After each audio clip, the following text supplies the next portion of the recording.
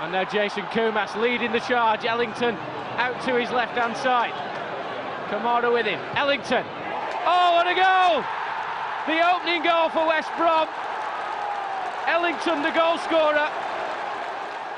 Kumas again. My name's Nathan Ellington, an ex-professional football player, and now I'm actually running 2 soccer schools at the moment, one in Manchester and one in Burnley.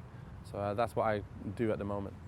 To be honest, when I grew up around many different nationalities in my area. So we didn't really have any barriers at all. We just grew up together, knowing each other as human beings. Once I became a Muslim in 2003, that's when I really realized that obviously Islam was something that I wanted to take up, and I was really excited about it.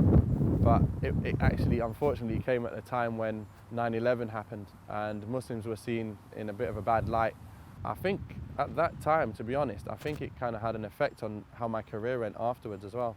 Because people saw Muslims in a bad light, it was like, if I'm a Muslim, so they seen me in a bad light. They looked at me as in a negative, and it was a hard experience, because at that time I experienced nothing in my football career apart from an upwards movement, like continuously upwards, until I became a Muslim. My agent even asking, can you cut your beard?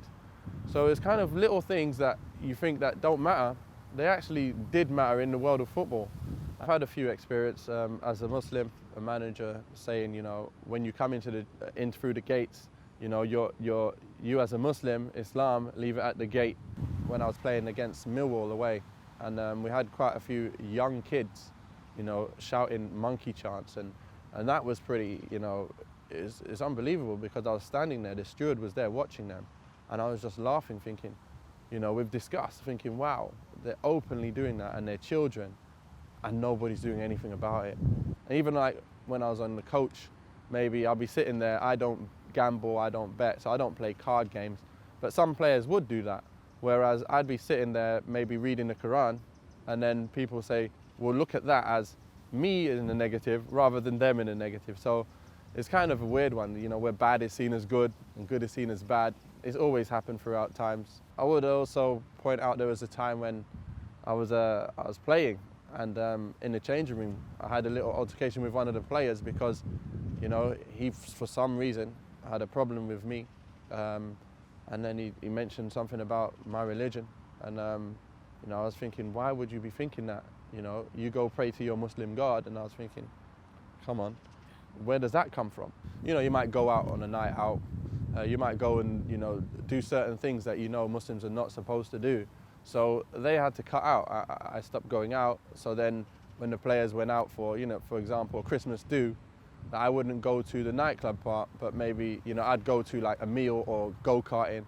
So, but the major part was the going out part.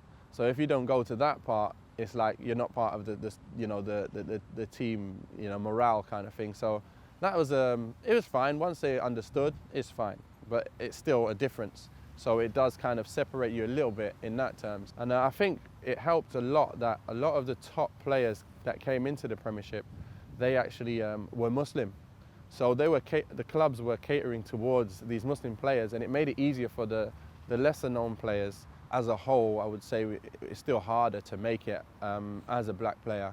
And I think it's the same with black players that came through before.